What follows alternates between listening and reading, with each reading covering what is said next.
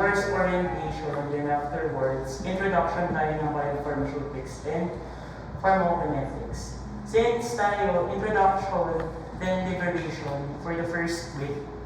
For second week, so we have absorption. Third week, so we have distribution. Fourth week, we have metabolism. Then fifth week, excretion. Since for the breaking period, puro theoretical tayo. So, expect na medyo mahaba yung mga discussion. So, for midterms and for finals, computation tayo. Okay?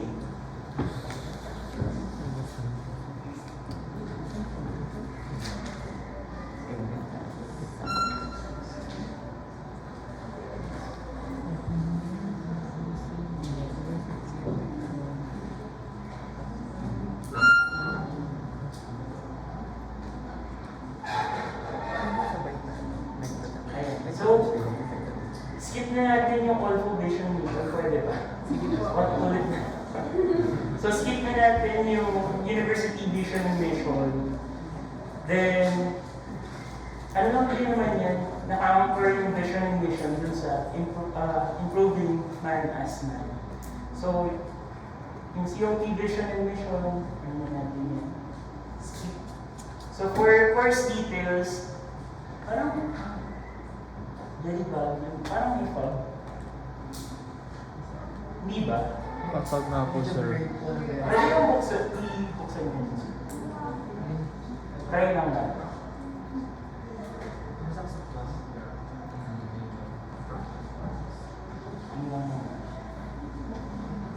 Yung parang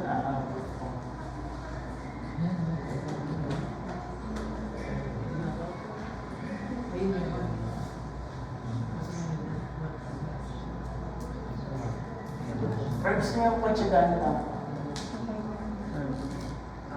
Ito na lang. Thank you. So for Phbp 221, yung credit units, so this is a 3-unit lecture. So ito ay lecture only na course. So ibig sabihin mo lang katiyan na 70-30 or 60-40. So for this course, 100% lecture. So for the course, for prerequisite and core requisites, so yung core requisite niya, ibig sabihin, ito yung course na dapat mo i-take simultaneously sabay. Okay, so we have physical pharmacy, then we have biopharmaceutics. Pero hindi naman super higpit ng college yan. So mas mahigpit sila with the prerequisite, pag may mga prerequisite na mga courses. Then for course placement, so we have second year, first sem. Okay. So for the course description, so we have a 3-unit course.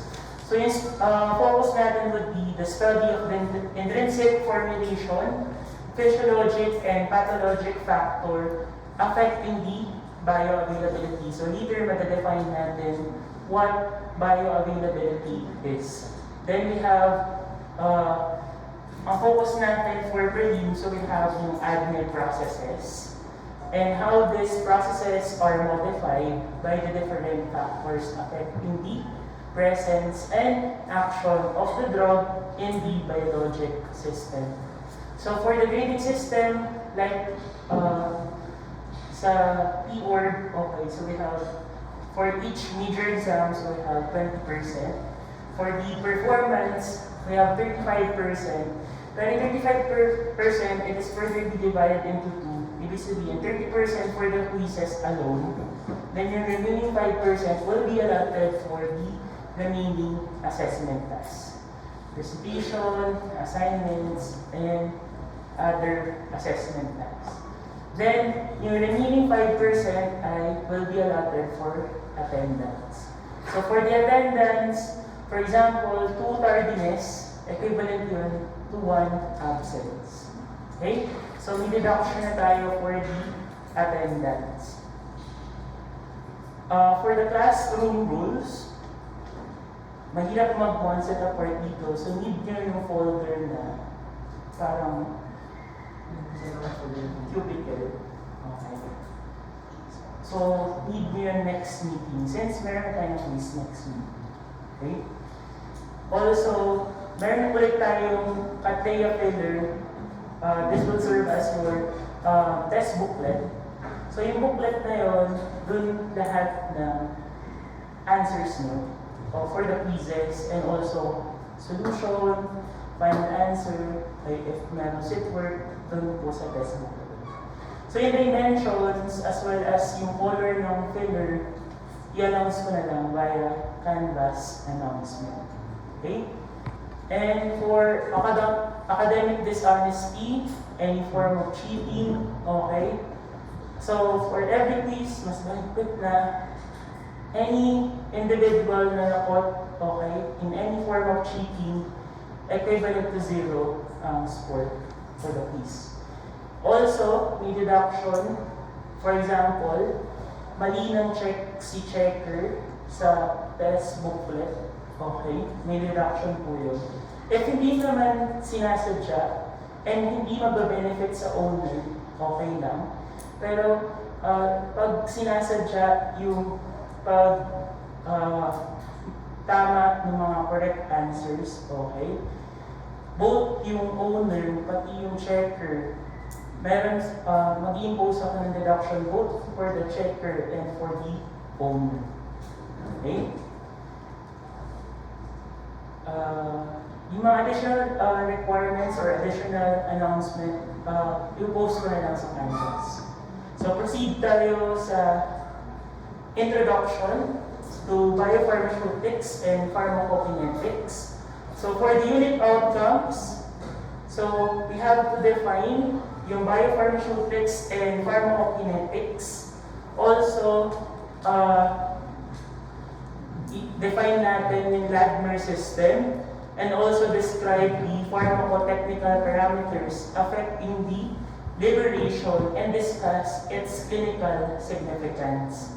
So for the unit outline, we have definition of terms, yung overview ng Ladmer system, ano ba yung different types or mga biological specimen in order for us to quantify or to measure the concentration of the drug as well as the physical chemical properties affecting the drug absorption. Then lastly, we have yung letter L sa Ladmer system. So we have liberation process.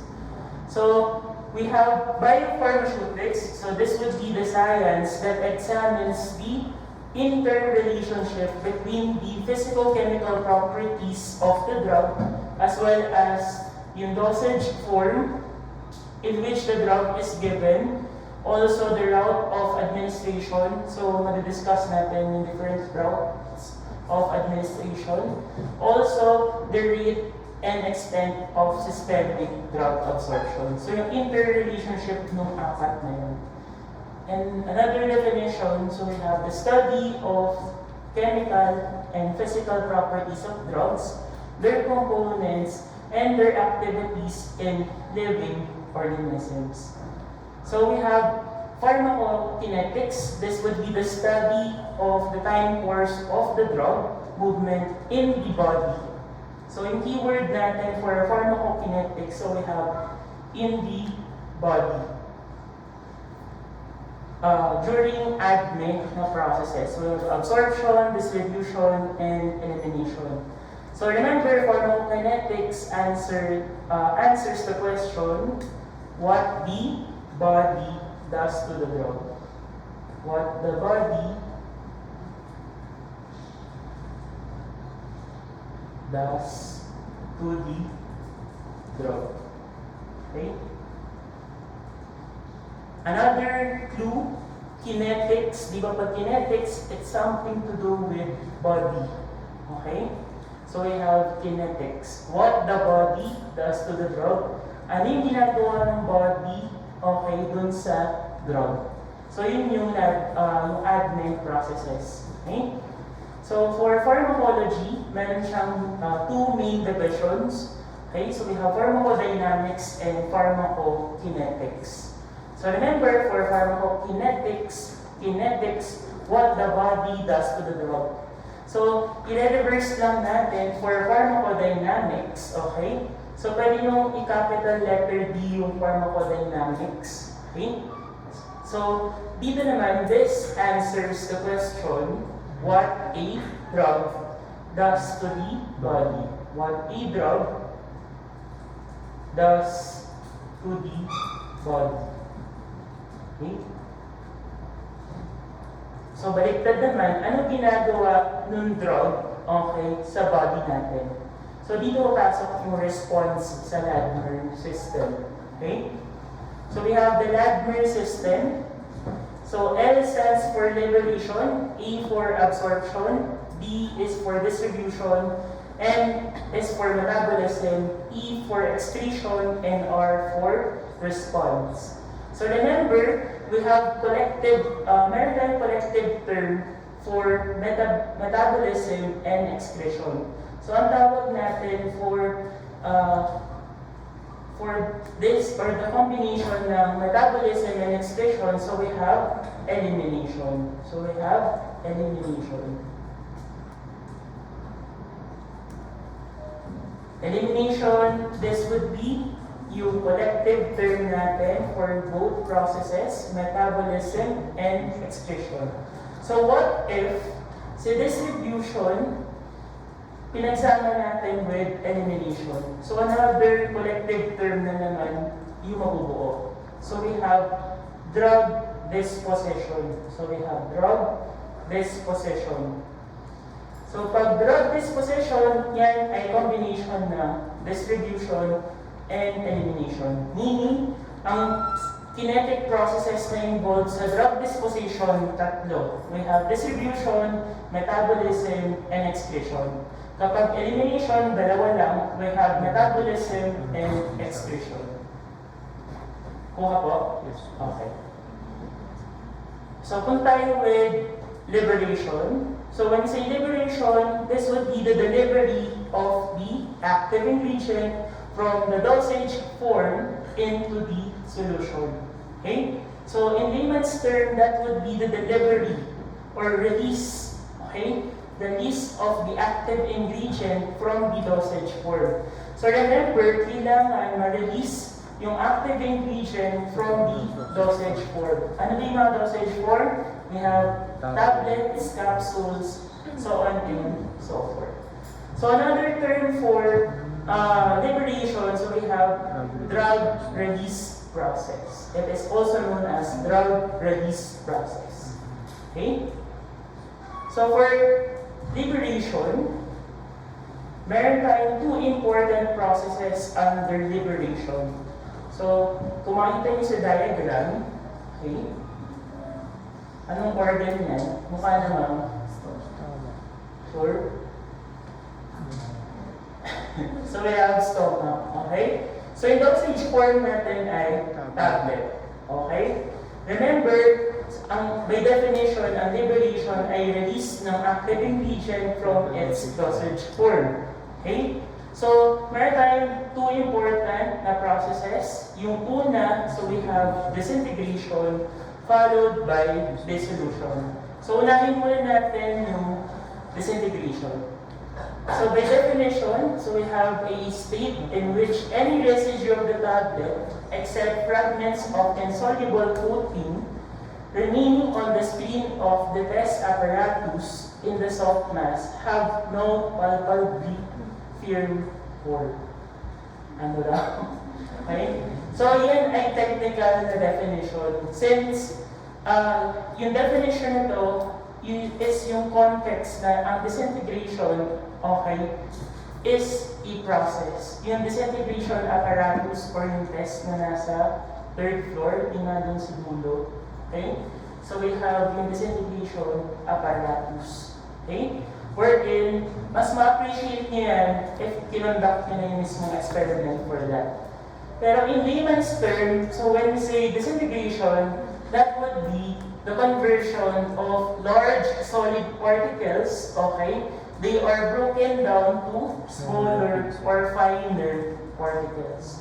So from large solid particles, okay, now convert into smaller or finer particles. So we have disintegration. Okay? So from large, nagiging smaller or finer particles. So saan pupunta yun? pupunta na yun sa susunod na process, which is dissolution. So when you say dissolution, this would be the process by which yung mga drug and yung chemical from the disintegration process na naging smaller or finer particles ay becomes dissolved in a particular or certain solvent. Okay? So we have dissolution. Remember, need kasi ma-convert ng drug into its liquid form before ma-proceed with the absorption process. Okay? So that's the reason why yung dissolution is said to be a rate-limiting step. So si dissolution ay rate-limiting step. Later on, malaman natin na yung rate-limiting step is synonymous with rate-determining step. Okay? We have rate-limiting step or rate-determining step.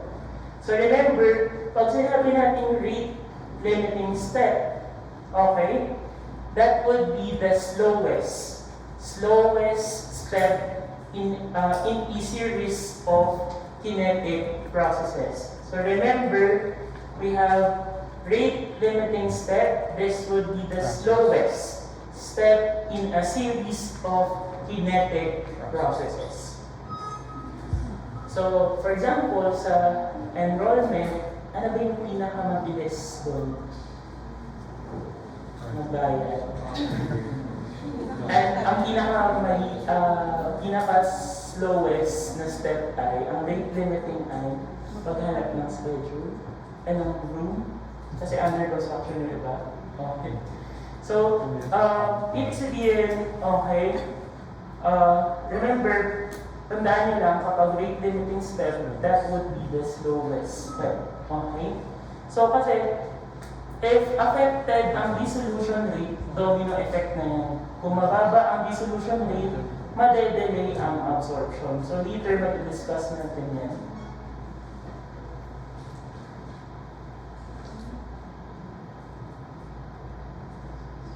So remember, as I mentioned kanina, in order for the drug to be absorbed, kailangan naka-solution phase muna siya or nasa liquid phase siya. Kaya siya nag-undergo dissolution. Okay? So we have dosage forms in which liberation is altered. So we have parenteral injections. Pag parenteral injections, we have intravenous, intramuscular, subcutaneous, and intradermal. We have intramuscular, or most ng mga vaccines, intramuscular. Okay, 90 degrees. Okay? Kapag subcutaneous, usually, I think, insulin. Okay? Example yan, under subcutaneous. Okay? Usually, sa mga fat-rich area nyo, in-administer yung insulin.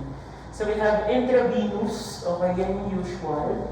Pag sinusweruhan yung mga patient, okay, 25 degrees. So between 10 to 15, so we have intradermal. Okay, so we have 90 degrees for IM, 45 degrees for subcutaneous, we have 25 degrees for IV, 10 to 15 for intradermal. So we have sublingual and buccal tablets. So for sublingual, remember kapag sublingual yung tablet, sa nilalagay yung tablet underneath or sa ilalim or under your tongue. Okay? Bakit nilalagay sa ilalim ng dila? Okay. Faster kasi yung absorption. Hindi lang para, kasi unique. Okay? Faster yung absorption. Kung titignan nyo, kung itabas yung dila nyo, then parang may mga parang blood vessels dun sa ilalim. So, anong reason bakit meron sublingual? Nilalagay yung tablet sa ilalim ng dila in order to bypass first pass effect. So, when you say first pass effect, so, matakal din naman natin yan later, yung definition din. Pag sinabing first pass effect or first pass metabolism, before ma-reach ng drug, yung systemic circulation, nagkakaroon ng premature metabolism. So, nare-reduce yung concentration ng drug before na ma-reach yung bloodstream. So, that's the reason why bakit natataas ang dose ng mga orally administered drug. For example, Diagesic, paracetamol, 500 milligrams. So, yung 500 milligrams, it doesn't mean na sa systemic circulation, still 500 milligrams pa rin yan. Since dadaan yan ng GIP.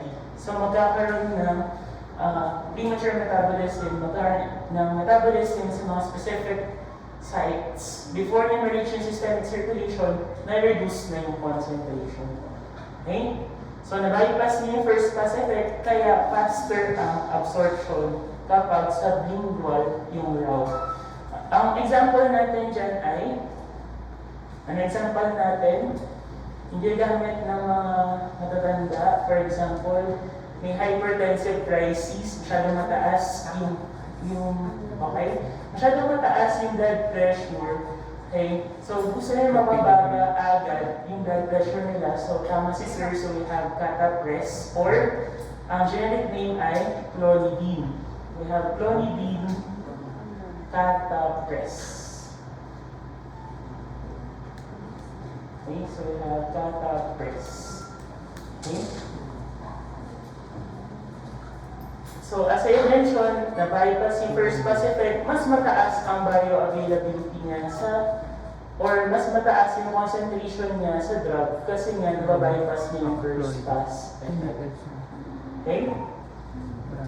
Paano naman yung buccal tablets? Pag sinabi natin buccal tablets, okay, nilalagay naman yan sa may buccal pouch. Ang buccal pouch ay in between. Kung makikita niyo dito, nasa may gums niya. Okay? Gums and yung inner lining ng cheek. Okay? So, makikita niyo yung drug. Okay? Remember, dun sa between gums and dun sa inner lining ng mouth cheek. Yun yung buccal pouch. Ano yung example natin doon ng buccal tablet? So, we have fentanyl.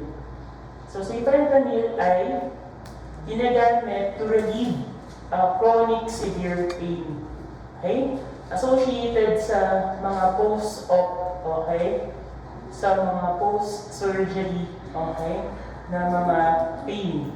Since remember, di ba, ang paracetamol kaya niyang i-alleviate ang mild to moderate na pain, pero kapag moderate to severe na, ang need natin ay opioid analgesic. Kaya lang si fentanyl, yan ay synthetic na opioid analgesic. Meaning, hindi sa natural source talaga yun nakuha. Synthetic na synthesized sa laboratory. Okay? We have absorption. Ito yung process, definition ng absorption. This would be the process. So, i-visualize nyo. Na-disintegrate na yung tablet, na-release na yung active ingredient dun sa dosage form, na-convert na from large to smaller or finer particles, na-dissolve na sa solvent, so under dissolution. So, papunta na siya saan? Sa systemic circulation. So, sa absorption, this would be the process of uptake of the compound or ng active ingredient from the site of administration into the systemic circulation or bloodstream. Another definition, parang nireplace lang, the movement of the drug from the site of application to the systemic circulation or bloodstream. Okay? Still under absorption, so we have bioavailability. So remember, yung mga naka-red, okay, yun yung mga key terms nyo for bioavailability. So remember, bioavailability, this would be the measurement of the rate and extent of systemic absorption of therapeutically active drug. So as I mentioned, natakal ulit natin yung first pass effect. So remember, first pass effect, this would be a phenomenon or an event wherein the drug gets metabolized at a specific location, okay, before it reaches the systemic circulation. So that results in a reduced concentration of the active ingredient or active drug. So that's what we call first pass effect or first pass metabolism. For distribution, okay, so ang drug natin ay nasa bloodstream na or nasa systemic circulation. So for the distribution from the bloodstream or from the systemic circulation to the target sites. For example, we have the extravascular fluids and tissues. Okay? Another definition, amount of blood perfusion in an area of the body that also affects the rate at which the drug could be also distributed there. Okay? So after na-distribute sa mga target sites, so we have the metabolism. So for metabolism, it is also known as detoxification or biotransformation. It is also known as detoxification or biotransformation. So remember, pag metabolism ang usapan, nandiyan ang mga enzymes. So this would be an enzymatic or biochemical transformation of the drug. So ang main goal or ang major goal ng metabolism is to convert yung drug substance to a usually less toxic na mga metabolites. Okay?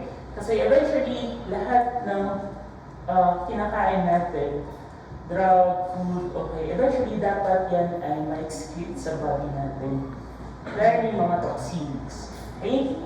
Which may be eliminated more readily from the body. But it doesn't mean na lahat ng types of metabolism ay ang goal is maging less toxic ang metabolite. So there is a specific type of metabolism na from kino-convert niya yung drug sa mas toxic or more toxic na metabolite. So mas ma-expound natin yan sa metabolism na part. Okay? Na topic. So for xenobiotics ay foreign chemicals. Pag sinabi natin xenobiotics, they are not naturally produced or expected to be present within the organism. For example, we have plant constituents, mga drugs, pesticides, cosmetics, flavorants, okay, mga additives, mga industrial chemicals, or environmental pollutants. So lahat ng substances that are not necessarily or not expected to be present within the organism and not naturally produced by the said organism. So after metabolism, we have the excretion. So excretion, this would be the final loss of the drug substance or its metabolites from the body. So remember, yung mga polar metabolites, ma-excrete yan through our main or major organ for excretion. So remember, ang main organ natin for excretion ay kidney.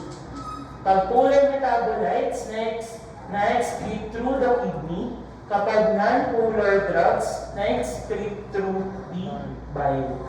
Okay? Then last, we have response. Pag sinabi natin response, it refers to the therapeutic effect, sub-therapeutic effect, side effect, and toxic effect. So yung response, mas ma-discuss yan sa pharmacology. Okay? Since it refers sa therapeutic effect. And also sa toxicology, toxic effect. Then we have important terms and concepts for Phbp. So we have clinical pharmacokinetics. So when we say clinical pharmacokinetics, this would be the application of the pharmacokinetic methods, no, in devising a drug therapeutic plan. So sino nagde-devise ng therapeutic plan? So we as pharmacists. So tayo yung nagde-devise, tayo yung gumagawa ng therapeutic plan. Okay?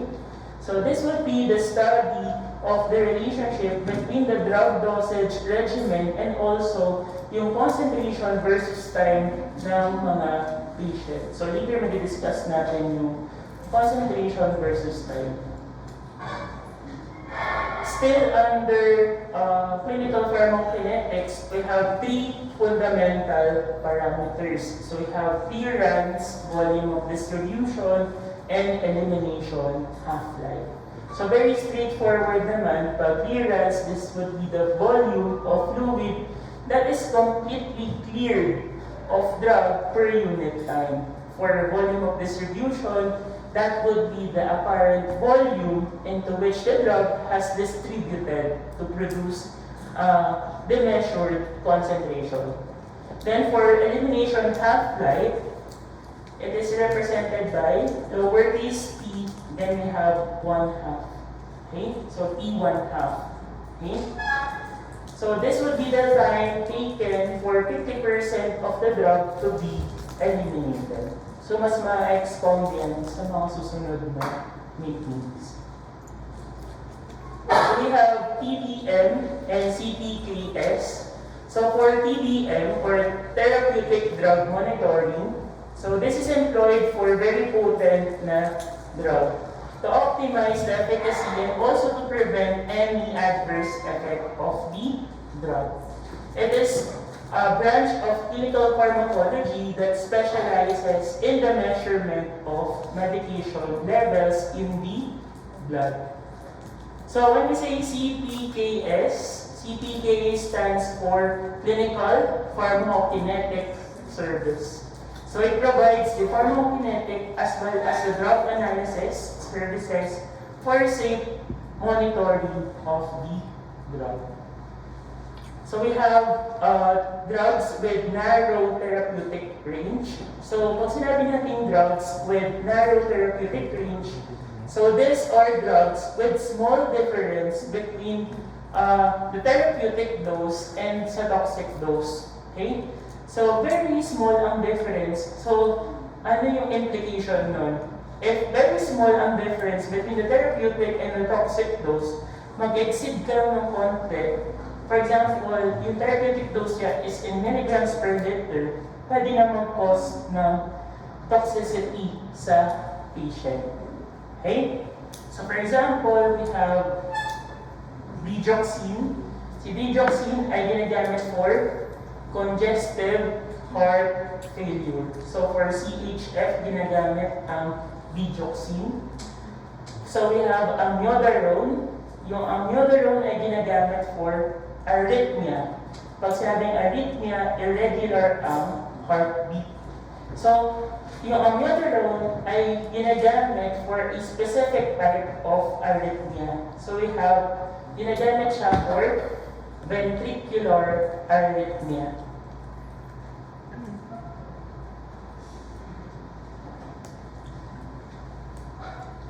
So salicylate, salicylic acid. So we have theophylline, ginagamit yan for asthma. Then si phenytoin and carbamazepine, kaninang ginagamit, or sa ano ang indication yan, ginagamit yan for seizure.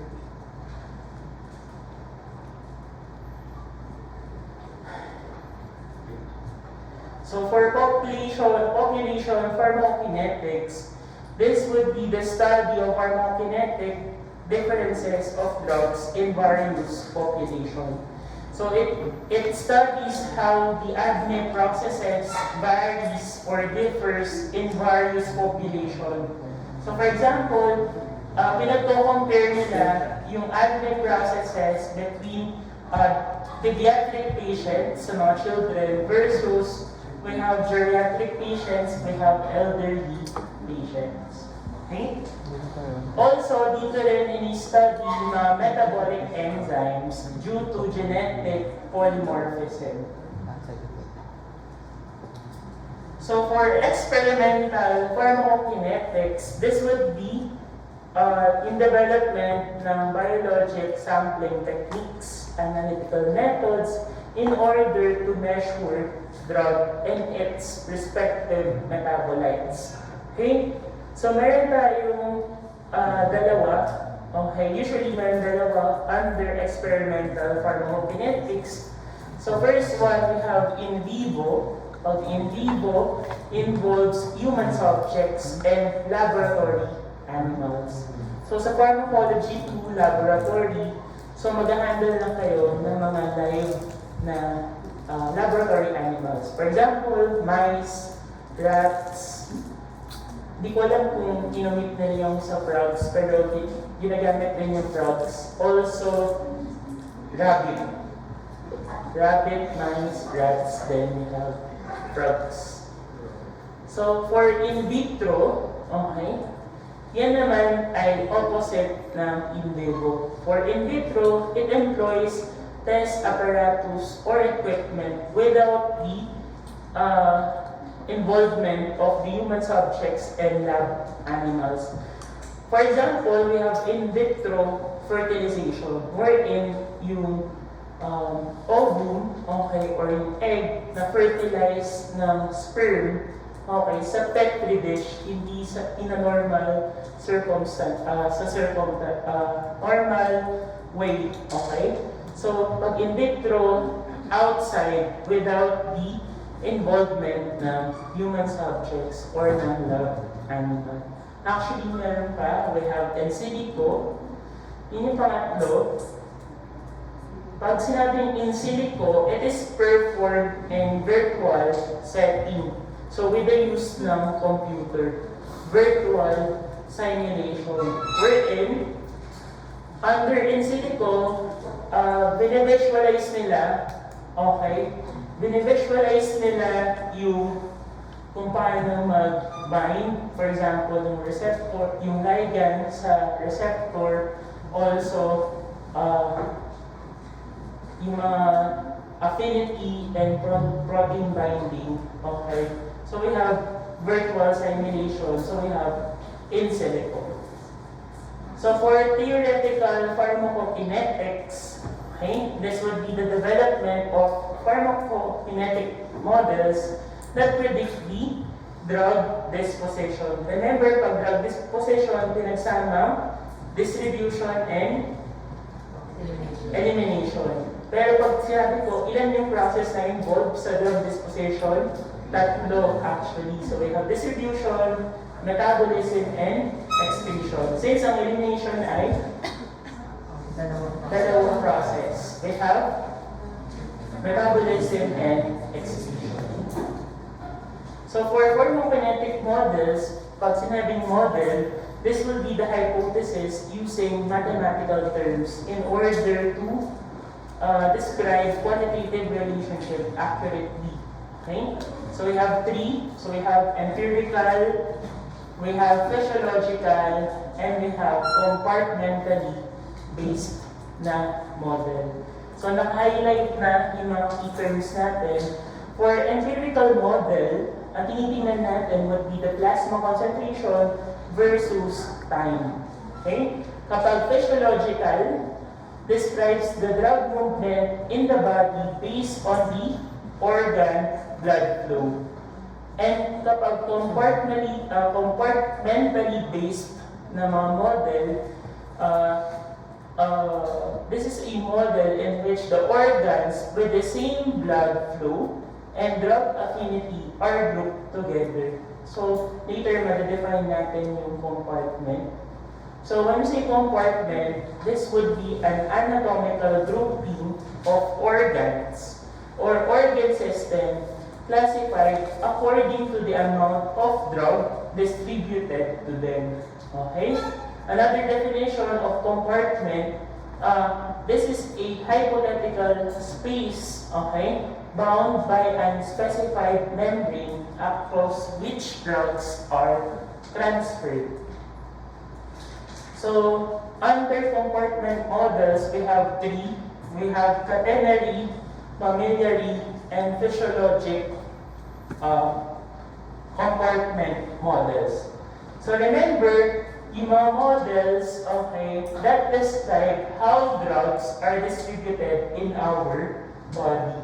And pag sinabing highly perfused, okay, pag narinig niyo highly perfused na mga organ, okay, highly perfused, ma-discuss natin which organs yung mga highly perfused sa mga succeeding topics. Pag highly perfused, okay, ibig sabihin, rich ang blood supply. Mataas ang blood supply. Okay? For compartment models, as I mentioned, meron tayong mammillary, catenary, and physiologic pharmacokinetic model or flow model. For mammillary model, okay, remember, ito yung most common na ginagamit in pharmacokinetics. This would be the most common model na ginagamit for or used in pharmacokinetics. So sa mammillary model, mayroon mga peripheral compartments that are connected to a central compartment. So mag-discuss yata natin sa midterms or finals, okay? And then we have catenary model, at tandaan nyo, in-arrange natin yung mga compartments na parang train. Parang Thomas and Friend, okay? So we have catenary model, parang train. Yun yung keyword natin, we have train. Kapag physiologic pharmacokinetic model or flow model, considers that yung blood flow, remember, ang blood flow is the one responsible for the drug distribution into the various parts of the body. Then, ito yung mga different types of compartment models na nabanggit ko kanina. Then, we have pharmacodynamics. As I mentioned kanina, kapag pharmacodynamics, it answers the question, what the drug does to the body. So, this would be the study of the relation of the drug concentration or amount at the site of action and its pharmacologic response. For clinical toxicology, this would be the study of the adverse effects and toxic substances in the of drugs and toxic substances in our body. So someone said that all things are poison and nothing is without poison, and only the dose makes a thing, not a poison. So no first year kayo, sino yung nag-coin ng phrase na to or statement? So we have C, Paracelsus, or sino? Sino si Philippus Aurelius Theophrastus Bombastus Bonhoeffer, okay? Or Paracelsus. Konti na lang si Arbit muna. Wait lang. We have measurement of drug concentration. Kapag sampling of biologic specimen, it's either invasive or non-invasive.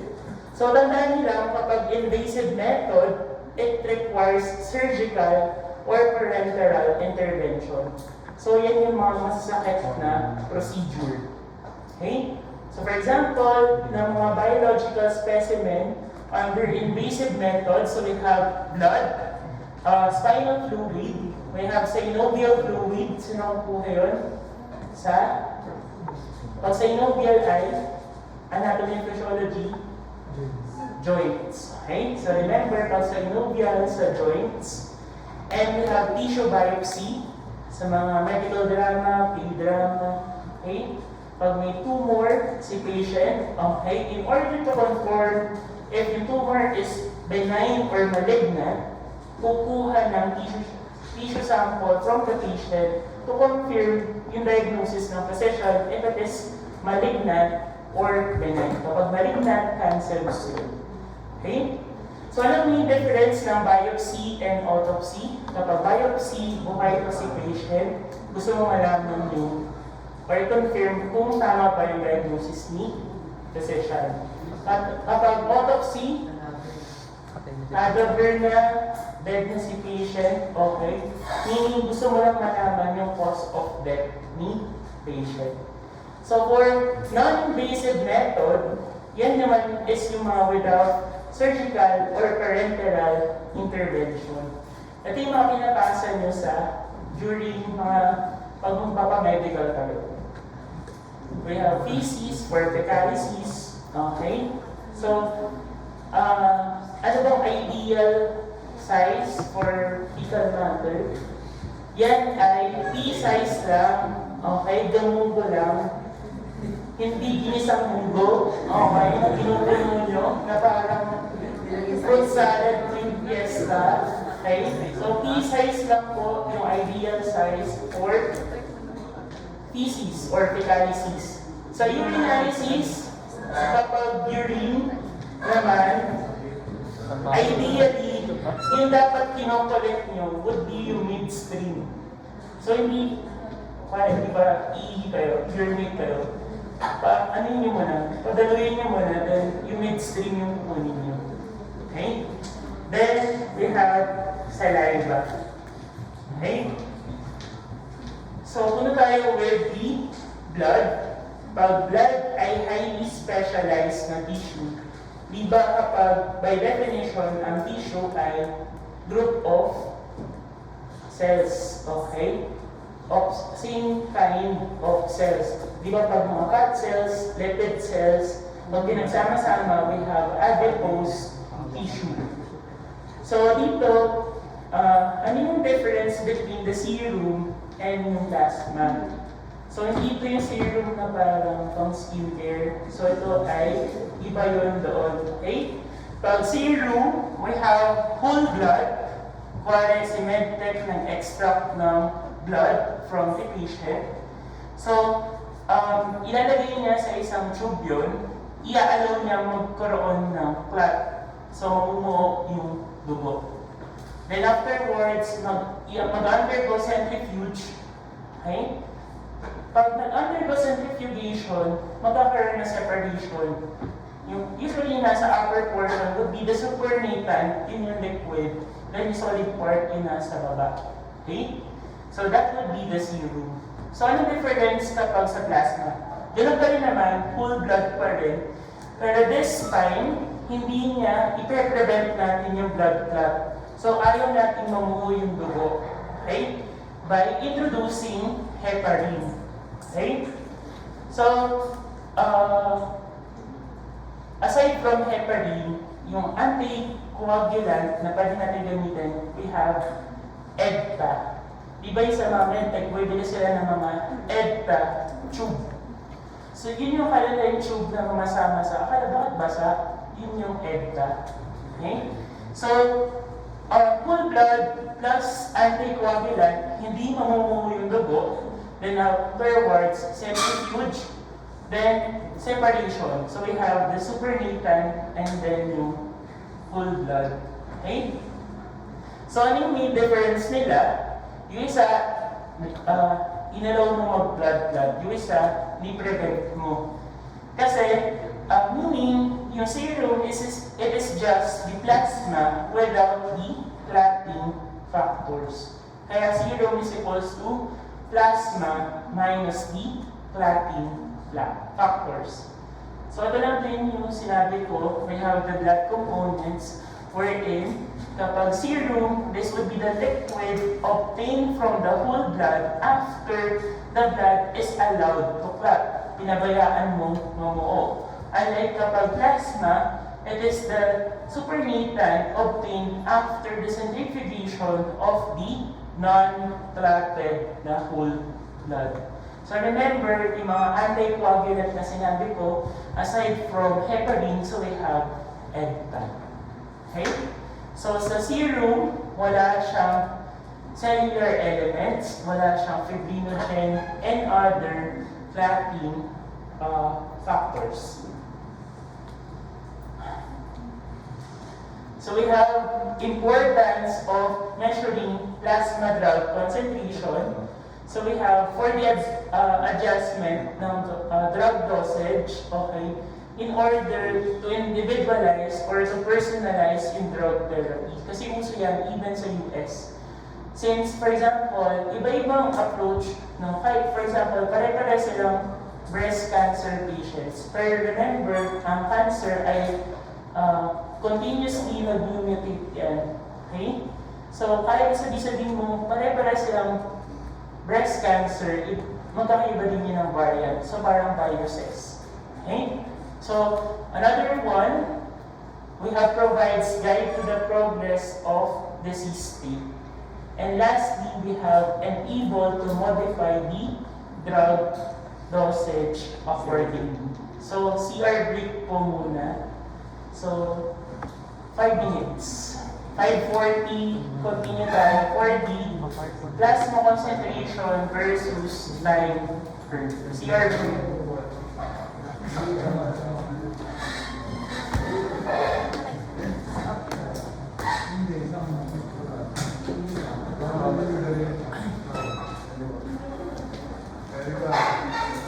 Ang tayo kukuha ng 25 na burger.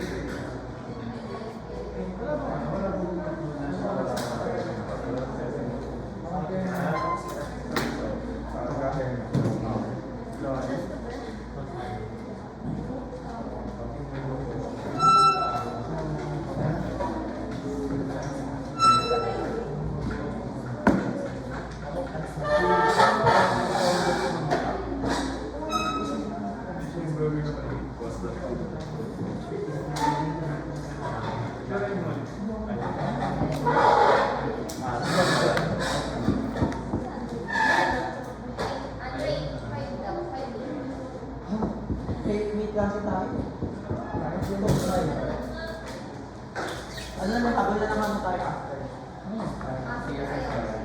7:30 lang.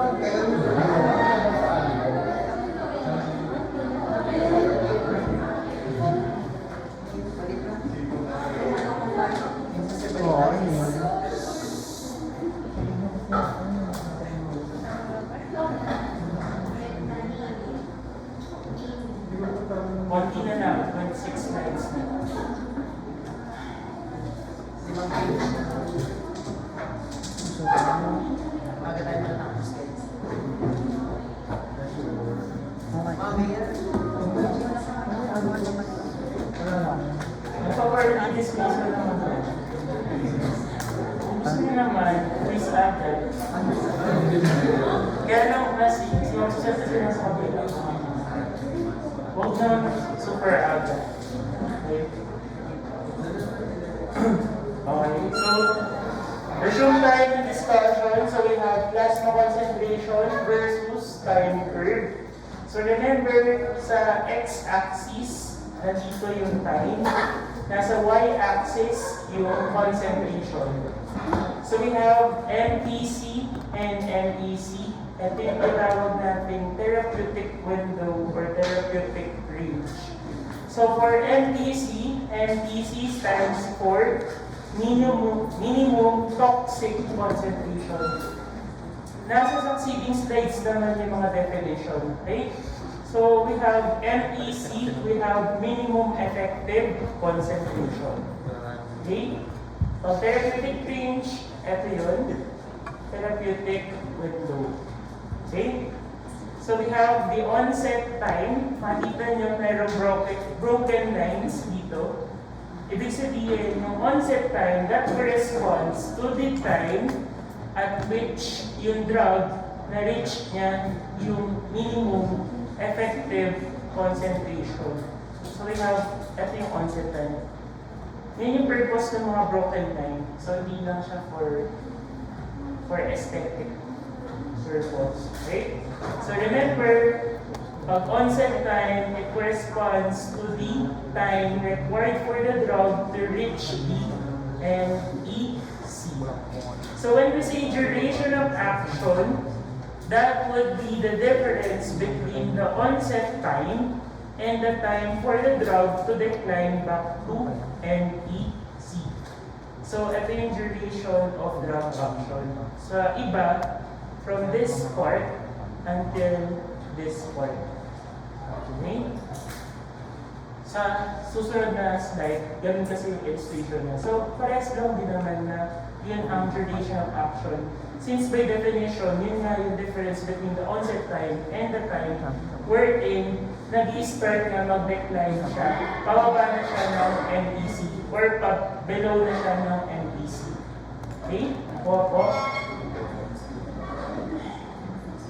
As I mentioned, pag therapeutic window, yung concentrations between the MEC and MEC. Okay?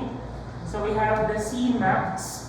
So Cmax, that would be the peak plasma level or peak plasma concentration.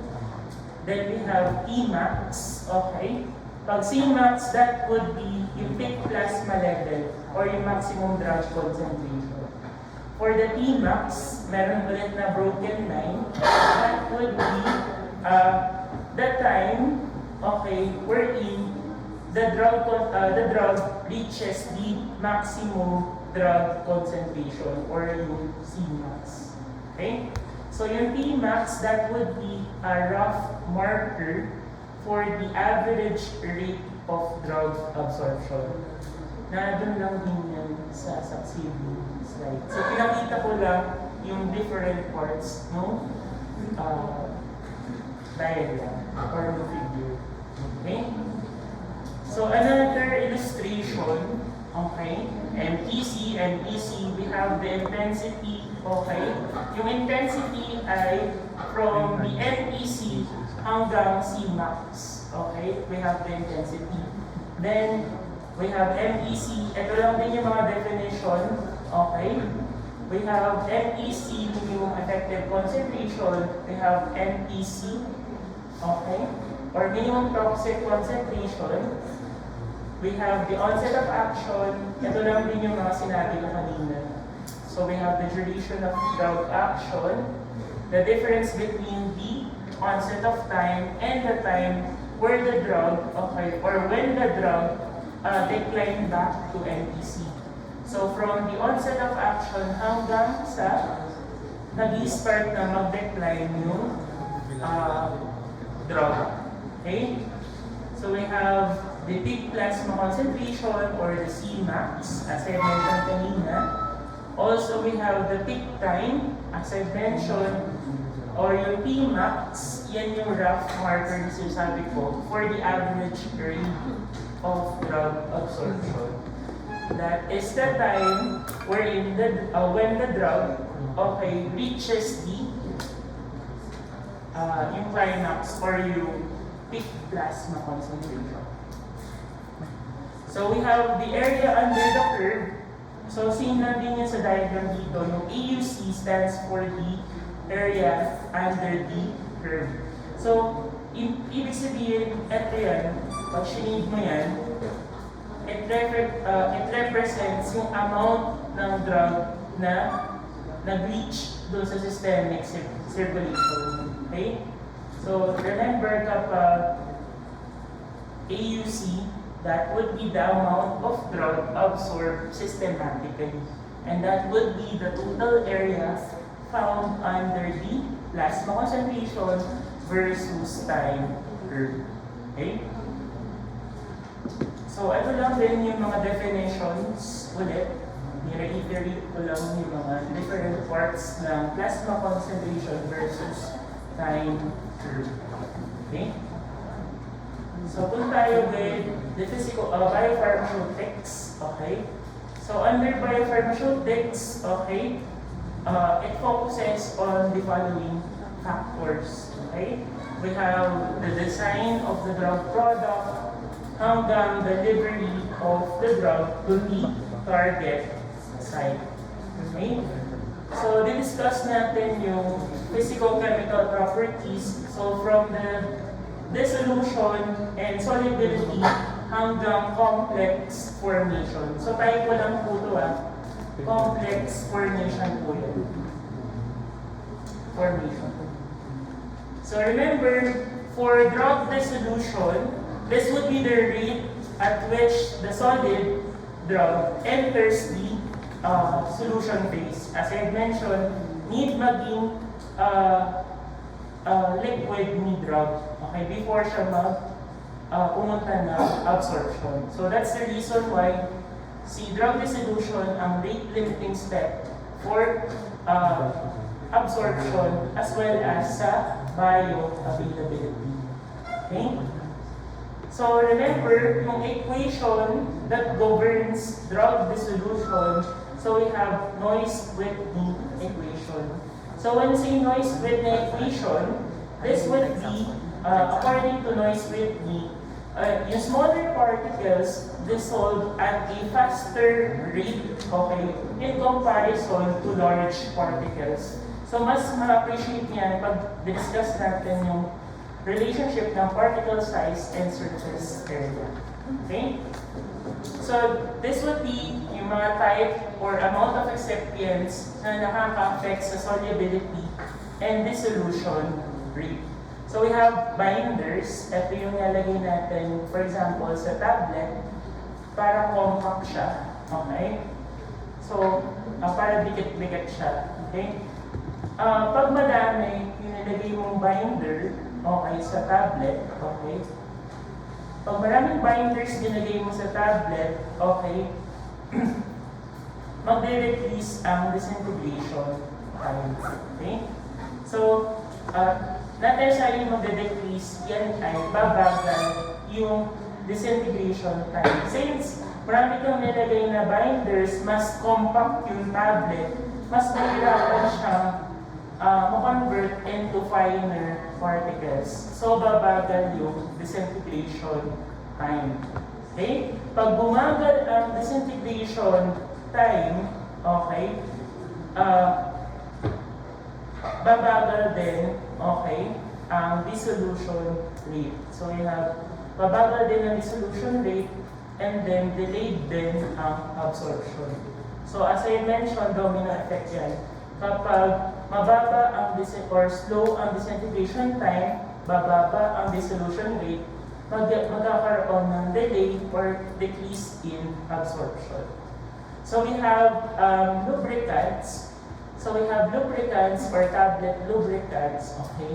So, lubricants decrease the friction between the tablets or powders, okay, and metal surface.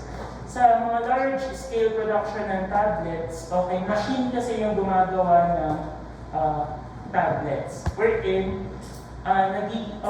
na-encounter nilang problem is that yung mga powders or tablets, or powders from the tablets, dumidikit dun sa mismong punch ng machine. So, in order to prevent that incident, okay, gumagamit tayo ng lubricants. Example ng lubricants, so we have magnesium stearate. Okay, so we have magnesium stearate. Okay?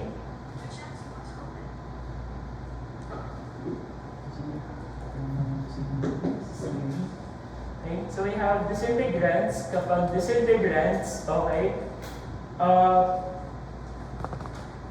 nasa word na nagpo-promote siya ng disintegration. Kung marami kang nilagay na disintegrants, okay, meaning, magpo-promote siya ng disintegration, so bibilis ang disintegration time. Okay?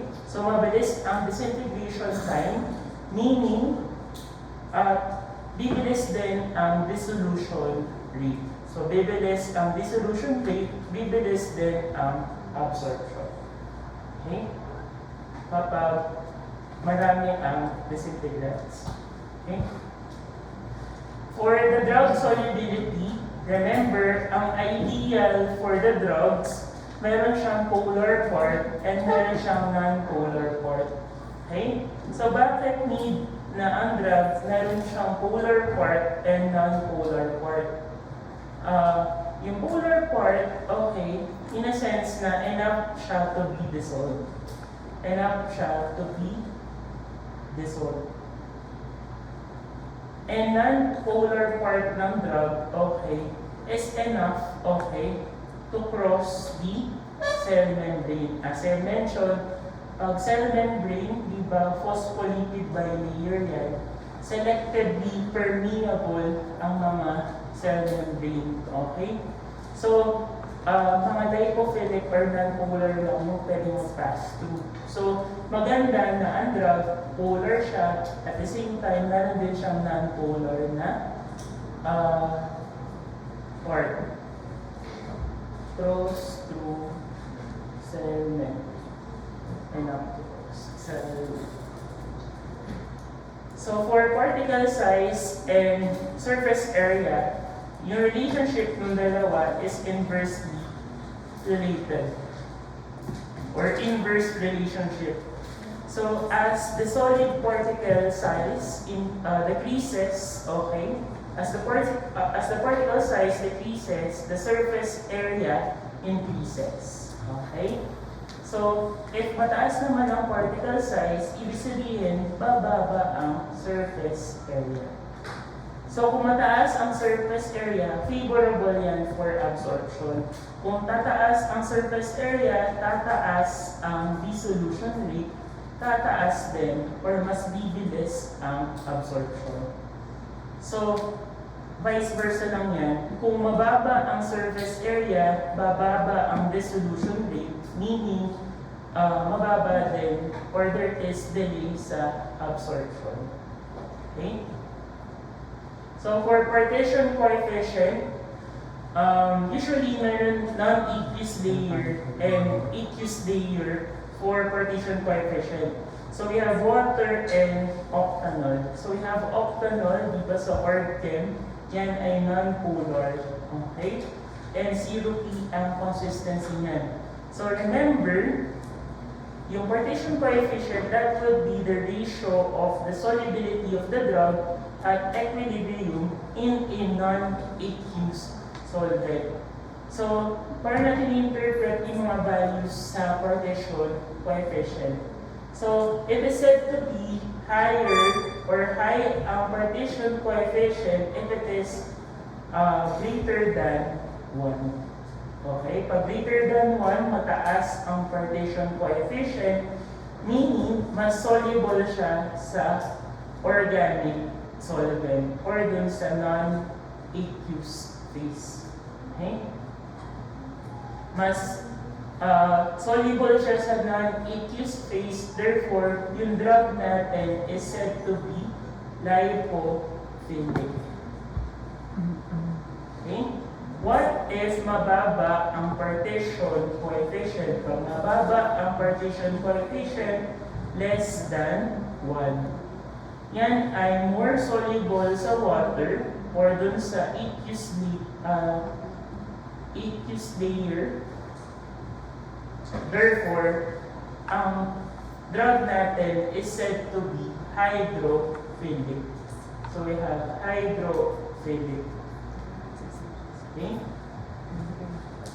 Another relationship, okay, so as the number of carbon increases, okay, nasabi na rin natin to sa org 10, the water solubility decreases. Okay? Habang humahaba yung non-polar part, yung carbon and hydrogen, nagde-decrease ang water solubility since mas attracted na siya sa lipid or non-polar na mga substances. Okay? So for the extent of ionization, ano ulit yung equation na nag-govern sa dissolution rate? So we have Noyce-Whitney equation. Kapag sa extent of ionization, okay, ang focus natin, we have yung Henderson-Hasselbalch equation. Okay? So we have yung Henderson-Hasselbalch equation. So for yung drugs, they are usually with electrolytes, okay? It's either acids or bases, okay? So, they exist in both an ionized form and non-ionized form. So, remember, yung ionized form is polar, and therefore, more water soluble than the ionized form, non-ionized form. So, may tayo mnemonics for that para mas madali nyo tandaan. So, we have yung Luna and yung Phbp. So, we have Luna and Phbp. Kapag Luna, we have lipophilic. Pag lipophilic, we have unionized or non-ionized, okay? We have N, letter N, we have non-polar. Then we have letter A, kapag mga non-polar na absorb. Kapag Phbp, okay? Letter H, we have hydrophilic, ionized form. We have polar. So, kung si lipophilic the drug na absorb, si polar naman ay na-excrete. Excreted or eliminated. So, hydrophilic, ionized, polar, excreted. Okay? So, we have Luna, Phbp, para mas madali nyo tandaan. Okay? So, tandaan nyo kapag lipophilic, lipid loving. Okay? Pag lipid loving, love niya si lipid, pero hate niya sino? Si water. So yung lipophilic, it is somewhat synonymous with hydro. Sir, nawala po. Yung sumubong. Bakit?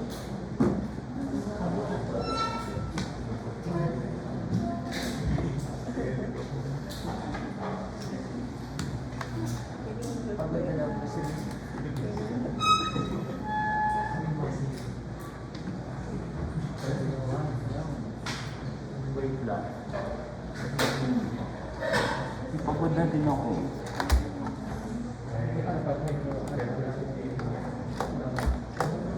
Ibuksan mo nga sir ito. Transfer tayo.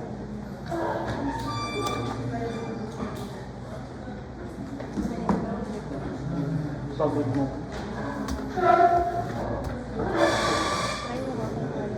Makakonect.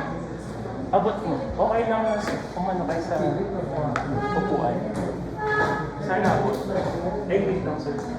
Ayusin ko lang, sir, para mas ma...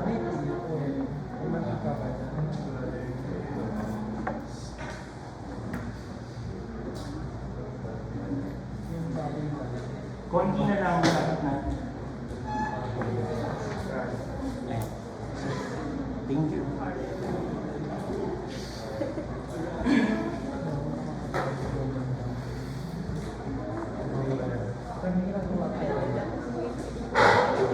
Yung grade 4. Grade 4. Ito, naging grade 4 na nag-aaral na ako. Sabi yung nag-grade 4. Mga ko lang ko rin. Yung pag-aaral. Pag-grade 4. Okay na, sir. Tapos pinipin mo, sir, yung input. That input.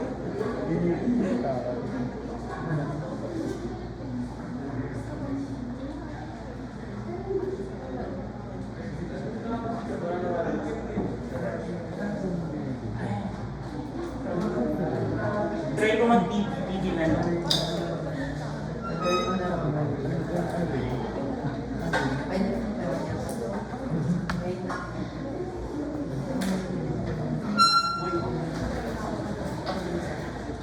Sabi mo daan.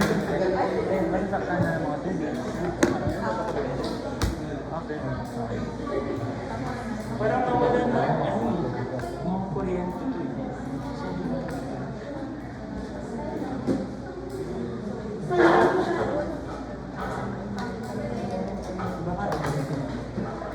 Sabihin mo ba? Yan yung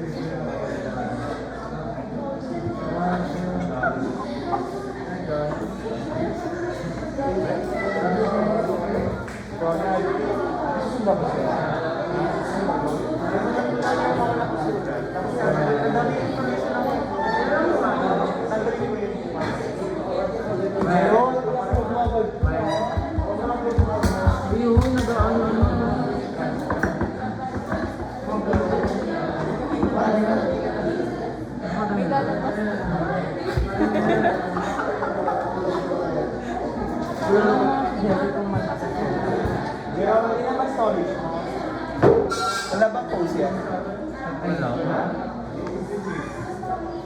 Ano ba daw? Natitira? Natitira? Stop mo muna. Edit pa din yan. Part on part lang. Dalawang upload.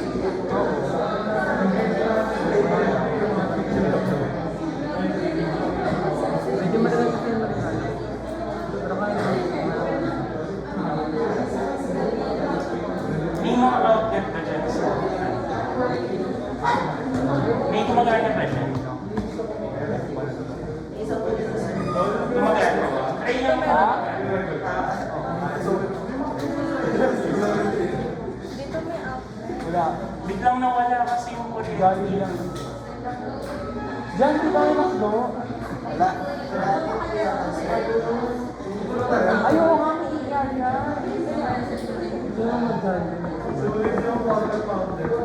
Wala. Wala puno. Sino puno?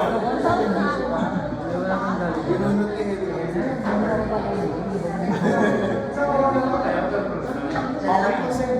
Ayan, okay na. Di naman pala siya sira. Di naman pala siya sira.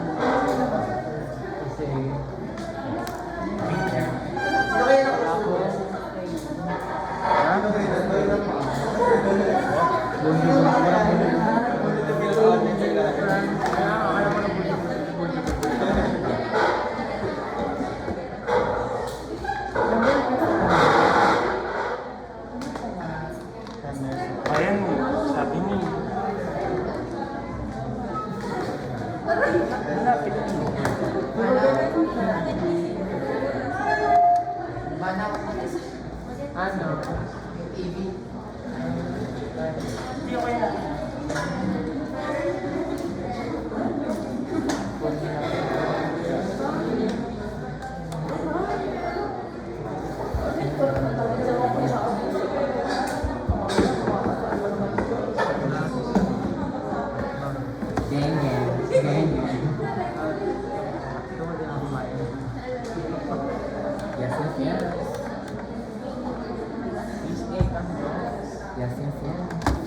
Boxer.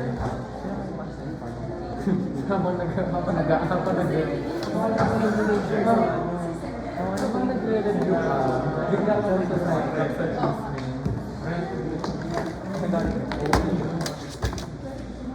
Nagaling mo sa makikita si voice Promising.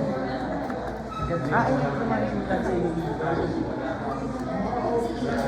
wala kang invitation na para sa ito kong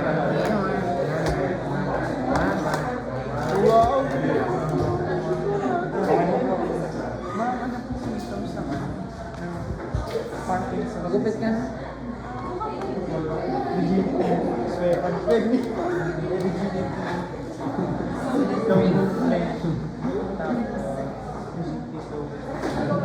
Prima sa pero tinatakan ako.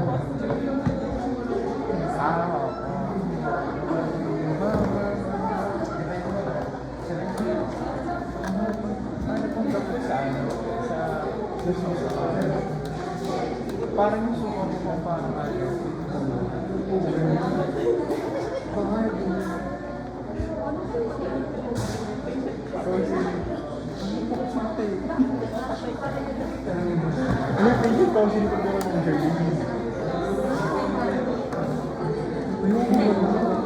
Dapat daw, para hindi ka. Ito yung patient.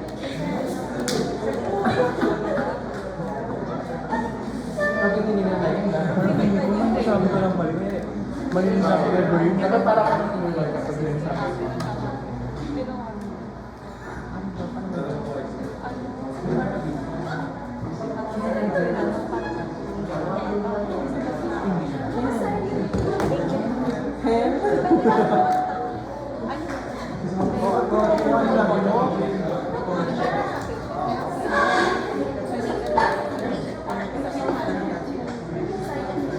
Kahit ano yung pangalan na yan, yan ko lang na nangyari.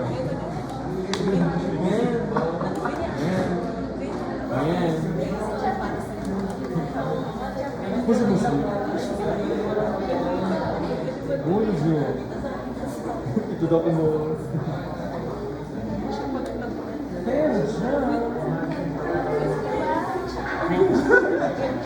Ang ano si ba yun? Yung ano? Food.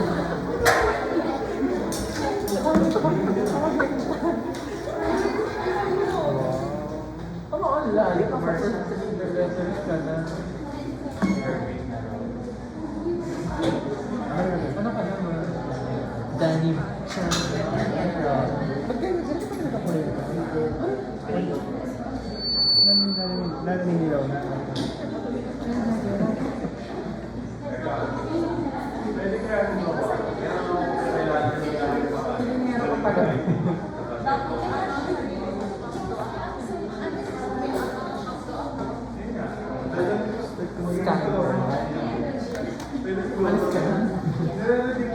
Kapag sumibot ka pa, kapag nasusunod ka, hindi pa ako makabusok ng training. Matapos na yung training. Hindi yung pati, lalo wala na tayo pa. Grabe yung nasa end of the discussion. End of discussion.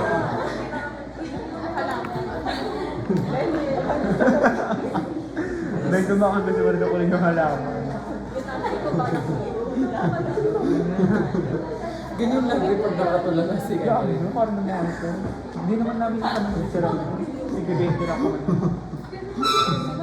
Sila kaya. Kapan siya na lang na siya. Kurang mo na siya. Hindi lang ba? Sorry Emily, alam ko mga ako dito.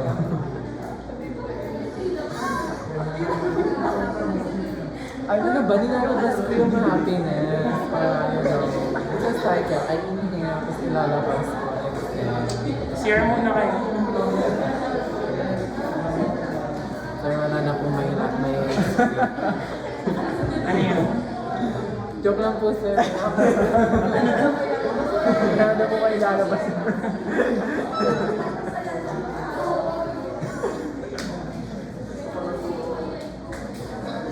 Ito na nangyayari. Exhaustive brain. Pause pa kaya?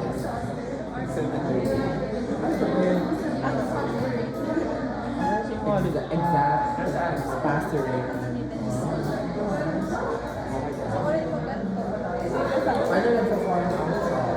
Multo, kasama ko tayo.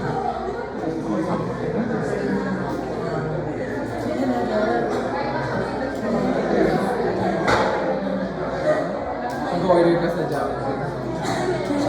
Ano lang ba?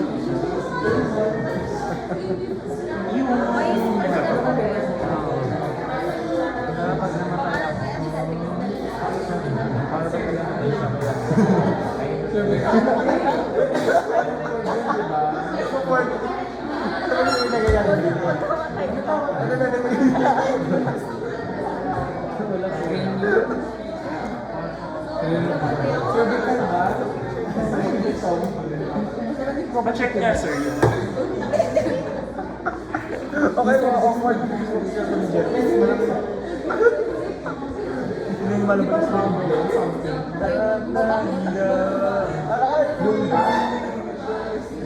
Yung ba? Ano kayo yung screen? Battery sa ano? Yung love you. Sa 2. Sa 2. Hindi ko naman diretso ako sa ano. Travel mo.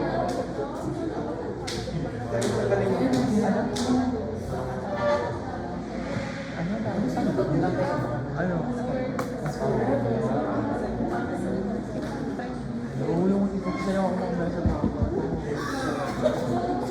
Kung sa pagtuko sa mga nagul, pag ako kumasinuwas, ay nakakalunod. Alam mo ba? Ano ba? Yung ganda. Tapos magkasama kayo. Hindi naman, depende lang. Bakit? Say. Ay, kung wala. Balak, binabalak pa. Sabi ko, kasi anong sumpay mo? Yung ano yun. Babalik niya, sir, sa 1. Hindi mo pa alam kung saan ka ba sabihin? Marami ka lang ba? Oh, tingnan mo. Ba't yung sa ano? Yung picture kayo, tapos lalagay mo sa likod ng cellphone. Oo. Galing yung incredibly yun yung picture. Ginandalo ko. Tapos nilagay sa likod ng telepathy.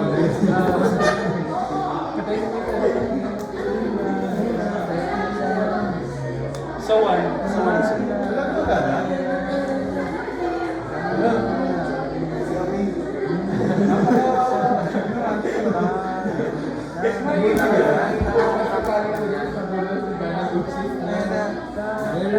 IR.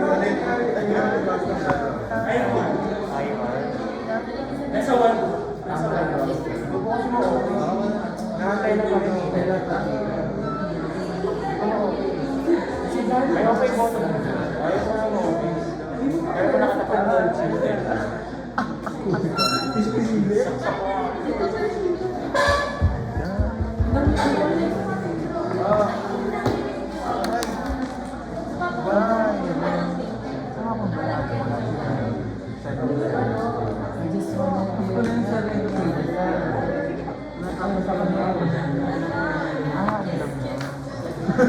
How about friends? How about friends?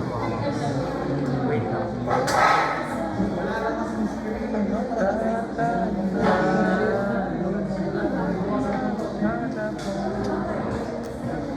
Ay, hindi ko ba yan? Yun, ano ba na? Ano si DJ Danny? Hindi ko nakadrama ka ng DJ. Hindi ko nyo Yung reference. Nandagin sa part na yun. Nandagin sa part na yun. Nagkakapangil ka? Oy, may time mo ka, di ba? Ikaw talaga, Erika.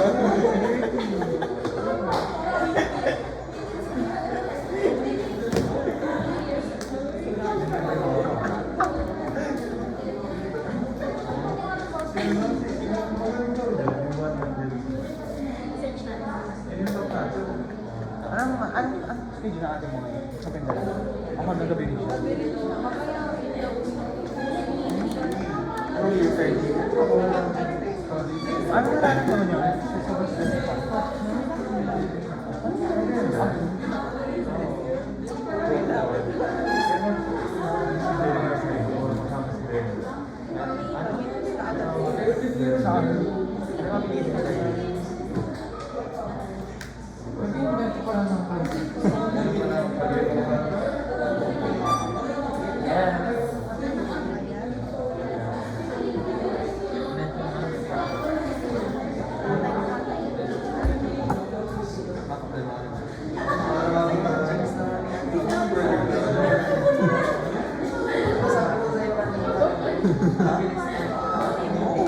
Customer ako eh.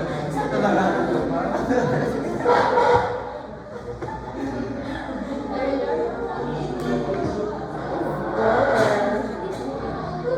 Parang picture lang.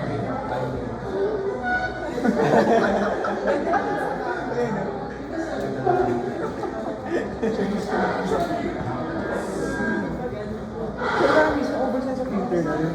Ano oras na? 6:17. Umaga pa yun. 17 pa lang. Aga pa.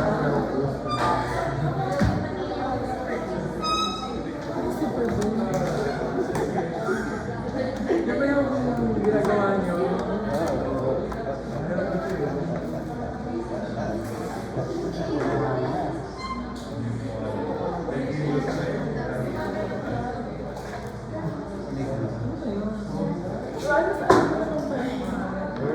Nagawa mo kanina niya. Yeah.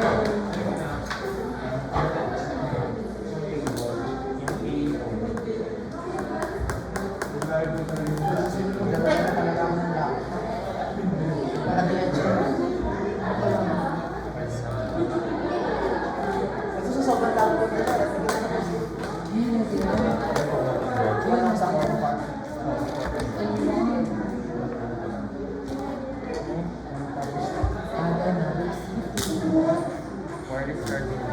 Second day.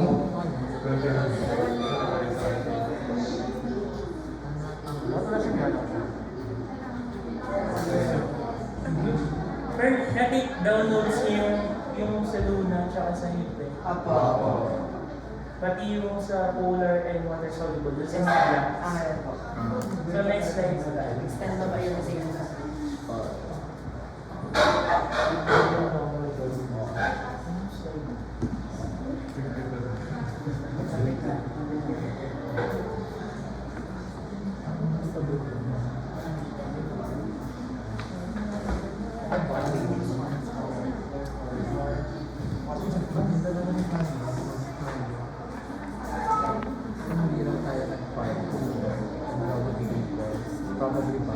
Ayan, so as I mentioned, yung Luna and Hipe, dito pag Luna, lipophilic, unionized, non-polar, absorb. Kapag Hipe, hydrophilic, ionized, polar, excreted. Okay? So kung sa drug dissolution, yung equation na nag-govern ay noise Whitney equation. So we have for extent of ionization, so we have yung Henderson-Hasselbalch equation. So remember, Henderson-Hasselbalch equation describes the relationship between the ionized and non-ionized forms of a drug as a function of pH and pKa.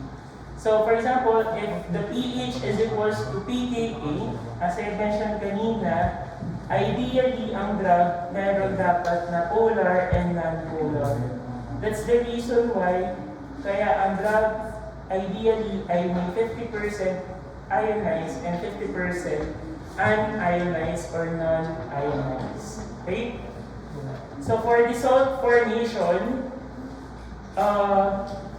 yung drug, ma-identify natin if it is weakly acidic or weakly basic based dun sa salt nila. Okay? If yung drug ay merong mga iba yung potassium and yung sodium, yan yung sa mga alkaline earth metals nung sa PCQA. Okay? So sila ay mga basic. Okay? So yung mga basic or cation or cations na yan ay ina-add natin sa mga weakly acidic drugs to form salt. Okay? Diba, acid plus base is equals to salt. Okay? Salt form. So examples natin ng weakly acidic drugs, so we have losartan K or losartan potassium. We have phenytoin sodium and sodium ascorbate. di ba, at the height ng pandemic, okay, usong-uso yung sodium ascorbate and ascorbic acid. So, bakit tayo nag-formulate ng salt form ng ascorbic acid? Since ang ascorbic acid, di ba, since yan ay acid, nag-induce ng hyperacidity. So, in order to cater yung mga patients with hyperacidity, so, nag-add tayo ng sodium sa ascorbic acid para ma-alter yung pH or acidity ng ascorbic acid. So, we have sodium ascorbate, suitable siya for patients with hyperacidity. Okay?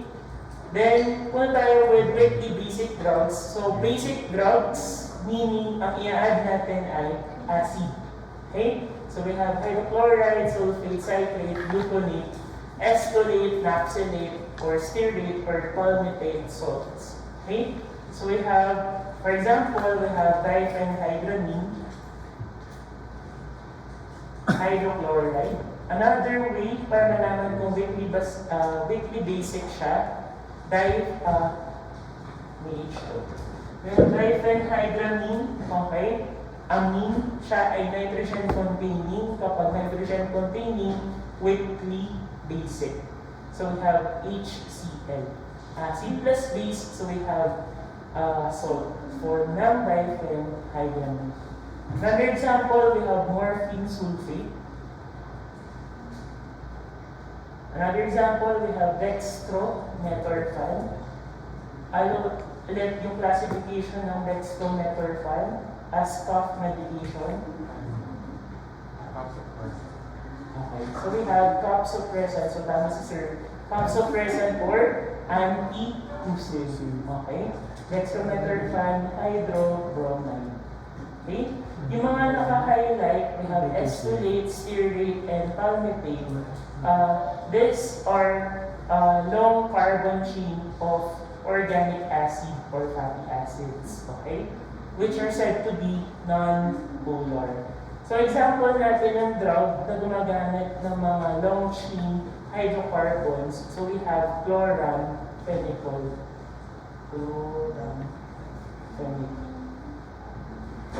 So chloramphenicol, meron siyang dalawang salt form. So we have chloramphenicol palmitate and chloramphenicol succinate.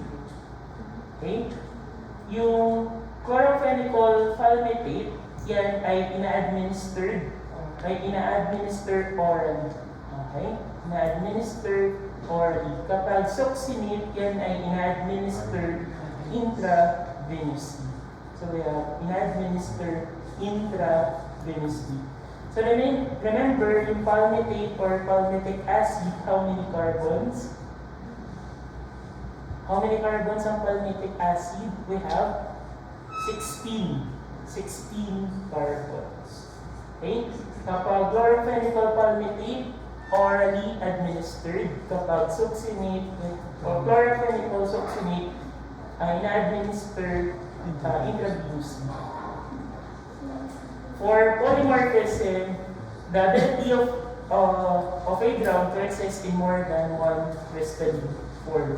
So sa polymorphism, okay, marami siyang forms, pero the same pa rin ang chemical structure. Na-alter lang or nagkakaroon ng deviation sa physical constants or physical properties. Ano yung mga na-alter na physical properties? We have the solubility, melting point, and X-ray diffraction. So for X-ray diffraction, okay, yan yung ability ng crystal to scatter X-ray. Pag X-ray diffraction, that would be the ability of the crystal to scatter X-ray. Pag amorphous, irregular ang shape or non-crystalline yung form. Kapag crystalline, mayroong definite na shape. Pag crystalline, definite ang shape. Pag amorphous, irregular. Okay? So, sino yung mayroong faster dissolution rate? So, mas mabilis ang dissolution rate sa mga amorphous in comparison with the crystalline forms of the drug. Okay, so we have amorphous solids versus crystalline solids. Okay, so example, we have cocoa butter.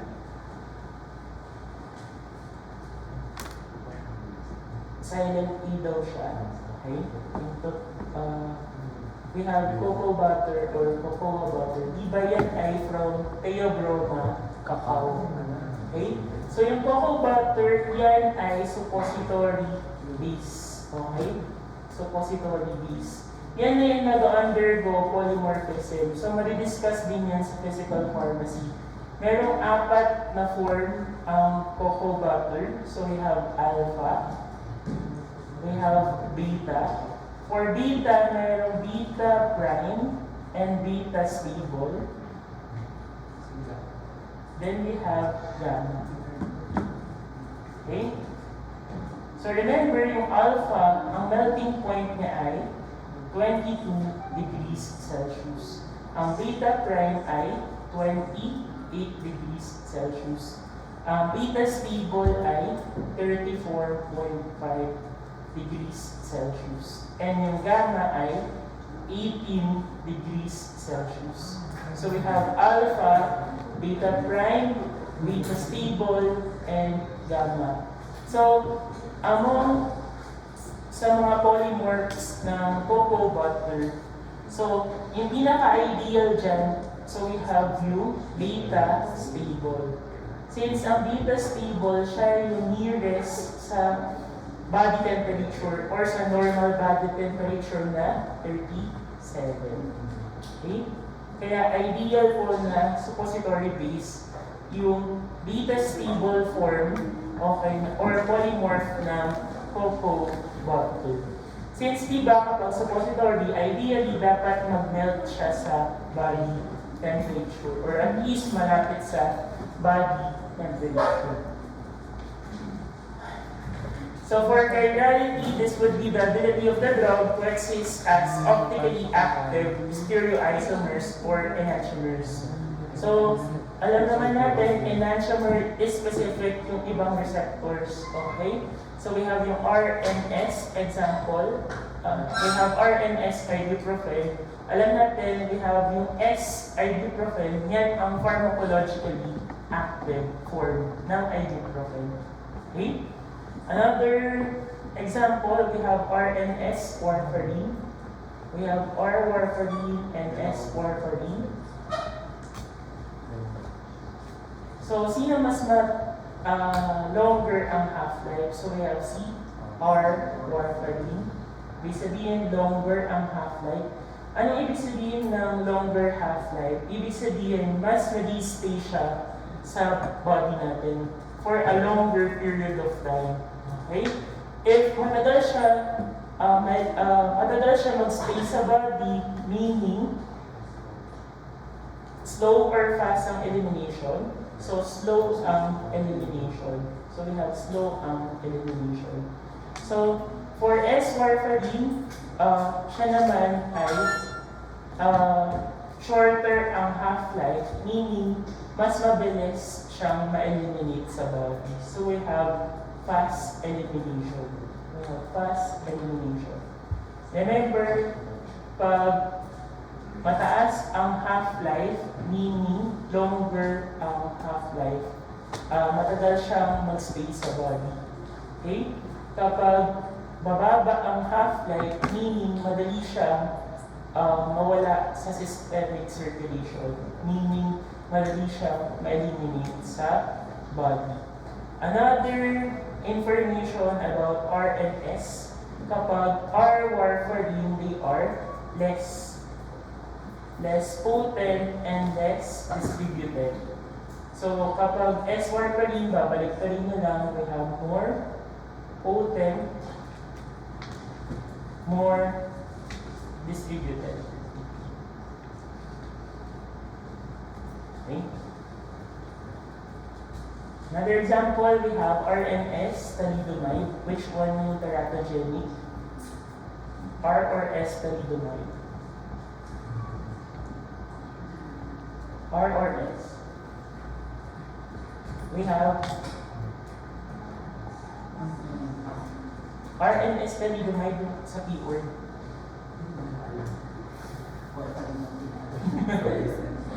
We have R thalidomide, hindi siya yun. Okay. So we have S thalidomide. Yung palatandaan dyan, pag S thalidomide, it doesn't mean na yun yung sedative hypnotic. Hindi yun yung ginagamit for morning sickness. Okay. So yung R yung ginagamit for morning sickness, and yung S yung ginagamit for or nag-induce ng teratogenicity na phocomilia. Teratogenicity. Yung phocomilia, underdeveloped yung mga limbs ng baby. Okay? Phocomilia, at least pwede yung PH-C-O. Di ba diniscuss natin itong keyword? Kaso hindi na po maalala yung thalidomide part.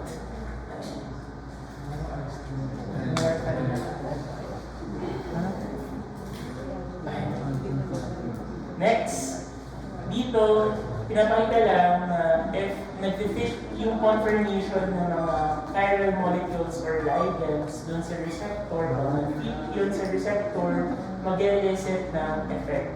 There is response.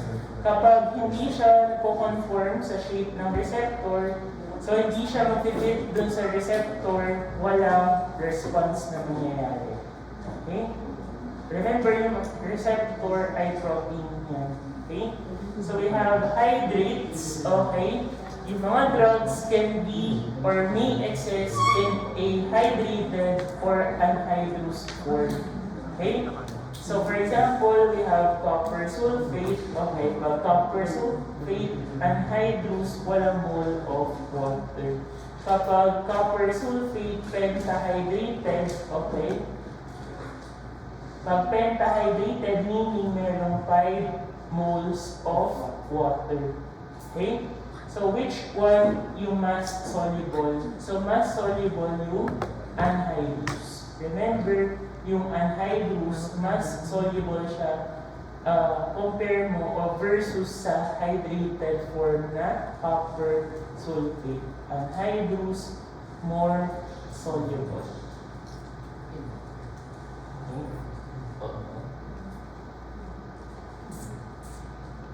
Next, we have yung complex formation. Pag sinabi natin complex, it is a species formed by the reversible or irreversible reaction between ions and molecules. Kapag chelates, ito ay type of complex na typically involved na mayroong ring-like structure parang sa EDTA na mayroong central atom. So for example, we have hemoglobin, insulin, and cobalamin. Cyanocobalamin. So, ano yung metal na present for hemoglobin? We have iron. Kapag insulin, anong metal na present sa insulin? Zinc. We have zinc. Pag cyanocobalamin, cyanocobalamin. So, we have cobalt. Okay? So, hemoglobin, iron. Kapag insulin, zinc. Pag cyanocobalamin, cobalt. Okay? Konti na lang.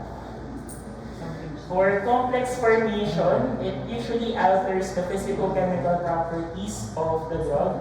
Kapag large ang complex, so hindi siya, or they do not cross the cell membrane easily since malaki silang molecule. For example, si tetracycline ay contraindicated kung nag-patient counseling na kayo. Contraindicated ang tetracycline with dairy products or milk. Since yung milk dairy products, they have calcium. So si calcium, nag-form siya ng complex with tetracycline. Kapag nag-form siya ng chelate or complex with tetracycline, mas nagiging less water soluble, then eventually poorly absorbed siya. Okay? So we have liberation. Okay? Inulit lang din yung mga na-discuss natin about liberation. So by definition, ito lang din yun, delivery of the active ingredient from the dosage form. Then, ito yung first step, which determines the onset of action, rate of absorption, availability, so on and so forth. Then, yung mga important processes under liberation, so we have disintegration and dissolution. So for disintegration, ito din yung definition kanina, yung technical definition, since yan ay definition using the disintegration setup. Gagawin yan sa FAN 2, Pharmaceutical Analysis 2. Okay? Wherein, i-measure nyo or hintayin nyo lang naman kung which minute siya mag-disintegrate yung tablet na natili or yung tablet of choice is experiment. And also, we have the dissolution. Okay? Ito ay dissolution apparatus. Yun ay paddle type. Okay? Paddle type yung dito. Umiikot yan. Yan yung nasa third floor. Magalagay yung tablet hanggang ma-dissolve. So usually, yung ginagamit natin for disintegration at for dissolution ay phosphate buffer, okay? Or distilled water na may phosphate. Kasi ang gusto natin, mamimik natin, okay, yung environment sa small intestine, which is alkaline. Kaya gumagamit tayo ng phosphate buffer. Okay? And then, yung last slide, we have the rate limiting step. Kaya bakit ko nasabi na it is also known as rate determining step? Ito yun. Yung dissolution ay RDS. RDS stands for rate determining step for lipophilic drugs. And yan yung rate limiting step, okay, sa absorption and bioavailability. So hanggang dito yung quiz natin next week. So, ganun pa rin 30 items. Meron pa rin tayong test booklet, yung dimensions and yung color sa Canvas announcement na lang po ipopost. So, mag-notify naman yun either sa email or sa